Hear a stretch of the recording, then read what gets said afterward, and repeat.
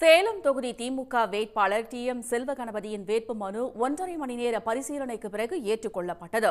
சேலம் தொகுதியில் போட்டியிடுவதற்காக திமுக, அதிமுக, பாமக, நாம் தமிழர் கட்சி மற்றும் சுயேட்சைகள் என மொத்தம் 39 பேர் வேட்புமனு தாக்கல் செய்திருந்தனர்.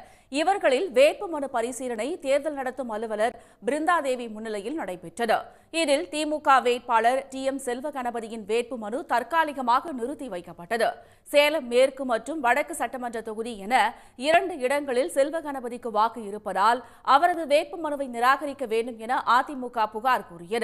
சுடுகாடு கொட்டகை ஊழலில் தண்டனை பெற்று பின்னர் அதிலிருந்து விடுதலையானது, தனியார் தொலைக்காட்சி ஊழலில் தண்டனை பெற்று அதிலிருந்து விடுதலையானது தொடர்பான ஆவணங்களை செல்வகணபதி சமர்ப்பிக்கவில்லை என்று கூறி மேலும் ஒரு புகார் தெரிவிக்கப்பட்டது.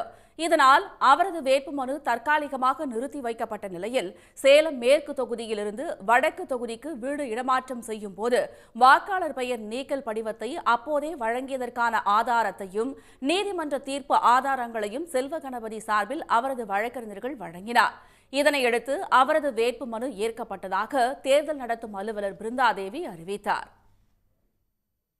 ஒன்ஸ் அக்யூட்டல் ஆகிட்டா அதுதான் ஃபைனல். அப்பலட் சைடில் அக்யூட்டல் ஆனதை நாங்கள் சொல்லியிருக்கோம். அதுவும் இல்லாமல் ஏதாவது குற்றங்கள் பெண்டிங்காக, குற்ற வழக்கு பெண்டிங்காக இருந்தால் அதையும் நாங்கள் ஃபுல்லாக டிஸ்க்ளோஸ் பண்ணியிருக்கோம். இதில் எந்த விதமும் மறைக்கலை அப்படின்றத சொல்லியிருக்கோம்.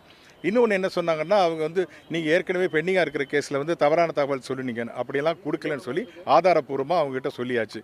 அதனால் எல்லா விதத்துலேயும் நம்மளுடைய வாதங்கள் ஏற்படுதுன்னு சொல்லி அவங்களுடைய ஆட்சேபனை நிராகரித்து மனுவை ஏற்றுக்கிட்டு அவருடைய செல்வகணபதியுடைய மனுவை ஏற்றிருக்காங்க. சேலத்தில் அதிமுக வேட்பாளர் விக்னேஷ், பாமக வேட்பாளர் அண்ணாதுரை, நாம் தமிழர் வேட்பாளர் மனோஜ்குமார் உள்ளிட்ட 27 பேரின் வேட்புமனு ஏற்கப்பட்டதாகவும் சுயேட்சைகள் 12 பேரின் மனுக்கள் நிராகரிக்கப்பட்டதாகவும் தேர்தல் அலுவலர் தெரிவித்தார். உடனுக்குடன் செய்திகளை தெரிந்து கொள்ள சன் நியூஸ் பெல் ஐகானை கிளிக் பண்ணுங்க.